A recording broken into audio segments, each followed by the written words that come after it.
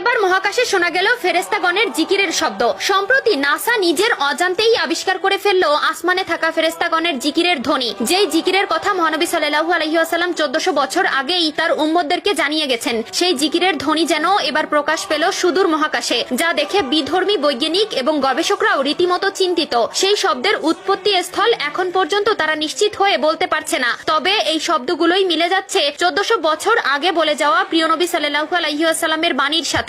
যদিও তারা এই শব্দগুলোকে নিয়ে নিজেদের মতো নানাবিধ মতবাদ প্রকাশ করেছে, তবে প্রিয় নবীর বলা বাণী এই শব্দটির সাথে হুবহুব সামঞ্জস্য। প্রিয় দর্শক, অবশ্যই কমেন্ট করে জানাবেন আপনি কোরআনের পক্ষে নাকি আধুনিক বিজ্ঞানের পক্ষে, এবং অবশ্যই এই ভিডিওটি সকলের মধ্যে শেয়ার করে জানিয়ে দিন প্রিয় নবীর বলা এই বাণীটিও যে তার সত্যতা প্রকাশ করেছে। চলুন ভিডিওটি শুরু করা যাক। প্রিয় দর্শক, সম্প্রতি নাসার স্পেস স্টেশন থেকে এমনই কিছু অদ্ভুত আওয়াজ রেকর্ড করা হয়েছে যেগুলো শুনলে মনে হচ্ছে বিলিয়ন বিলিয়ন মানুষ একসাথে কোনো একটি ধ্বনি উচ্চারণ করছে। যদিও নাসা এর আগে করা গবেষণাগুলোতে বলেছিল মহাশূন্য একদমই নিঃশব্দ, কিন্তু বর্তমানে সেখানে প্রতিনিয়তই শোনা যাচ্ছে এই শব্দগুলো। মহাকাশে হওয়া এই শব্দগুলো নিয়েই প্রিয় নবী সাল্লাল্লাহু আলাইহি ওয়াসাল্লাম 1400 বছর আগে এক শবে মেরাজের রাতে বলেছিলেন মহাকাশে প্রতিনিয়ত ফেরেশতাগণেরা জিকির করে চলেছেন। সে সময় আবু দারদা রাদিয়াল্লাহু তাআলা আনহু প্রিয় নবী সাল্লাল্লাহু আলাইহি ওয়াসাল্লামকে প্রশ্ন করেন যখন সে মিরাজ থেকে ফিরে আসেন, হে আল্লাহর নবী, আপনি মহাকাশে কি দেখেছেন বা কি শুনেছেন? উত্তরে তিনি বলেন,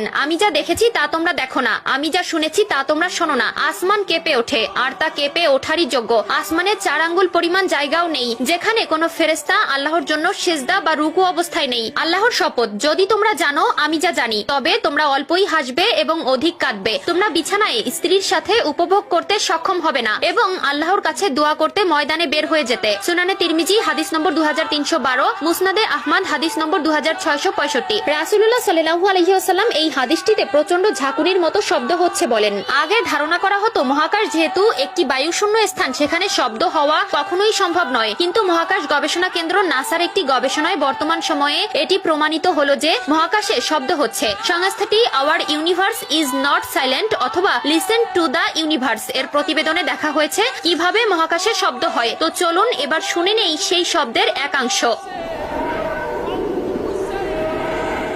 গবেষকরা বলছেন মুক্তভাবে ছড়িয়ে ছিটিয়ে থাকা বিভিন্ন কণা বা নক্ষত্রের রেডিয়েশনের কারণে এই কম্পন বা ভাইব্রেশন সৃষ্টি হয়। তার কারণেই শব্দের উৎপত্তি। শব্দগুলো ইলেকট্রোম্যাগনেটিক ওয়েভ আকারে থাকে, পরে এগুলোকে শব্দ তরঙ্গে রূপান্তর করা হয়। একটু খেয়াল করলে দেখা যাবে যে রাসূলুল্লাহ সাল্লাল্লাহু আলাইহি ওয়াসাল্লাম 1400 বছর আগেই বলেছিলেন যে আকাশে কাঁপুনির শব্দ হয়। নাসাও বর্তমানে বলছে শব্দ কাঁপুনির কারণে হয়। এমনকি গবেষণার সাথে যুক্ত একজন গবেষক বলেন এই শব্দ শুনে মনে হচ্ছিল যেন বিলিয়ন বিলিয়ন মানুষ একসাথে গ্রেগরিয়ান চ্যাট